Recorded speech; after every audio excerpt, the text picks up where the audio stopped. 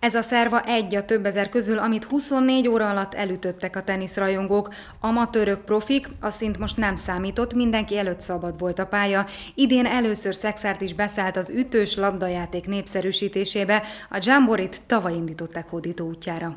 Kitaláltuk, hogy 24 órán keresztül kellene teniszezni.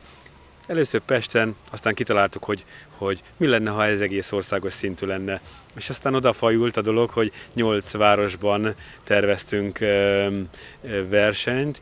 Körülbelül 1000 embert mozgatunk meg.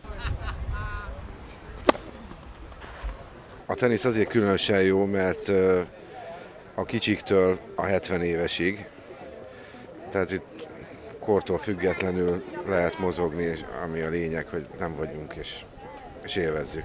Nem szeretnénk Tamást ismételgetni, de úgy tűnik, kicsik, nagyok egyaránt osztják véleményét a teniszről. A fiatalok talpa alatt is megmozdult a salak, mindent beleadtak, hogy bevonuljanak a 24 órás teniszbajnokság történetébe. Kitaláltuk azt, hogy nem csak a hobbi klubjátékosokról szól ez az egész, hanem a gyerekekről is, és minden városban megcsináltuk a gyerekteniszt. És mellette a felnőttek mellett a gyerekek is részt vesznek ebben a programban. Tehát az 1000 ember közül, vagy még ott vannak a gyerekek is. Én igazából tévében kezdtem el nézni, és ott tetszett meg.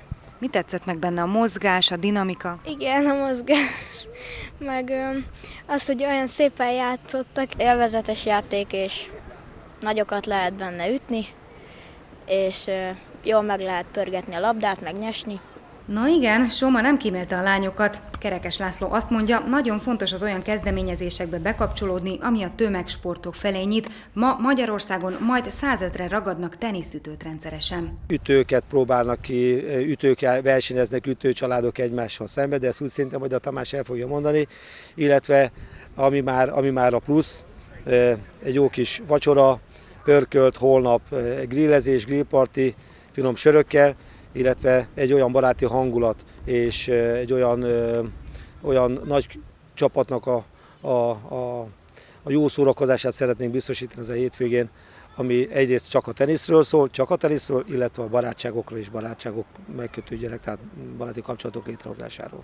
Az érdeklődők Szekszárd mellett Budapesten, Nyíregyházan, Szegeden, Győrött, Pécset, Balatonbogláron és Balatonalmádiban is pályára léphettek június 20-án 16 órától egészen 21-én 16 óráig.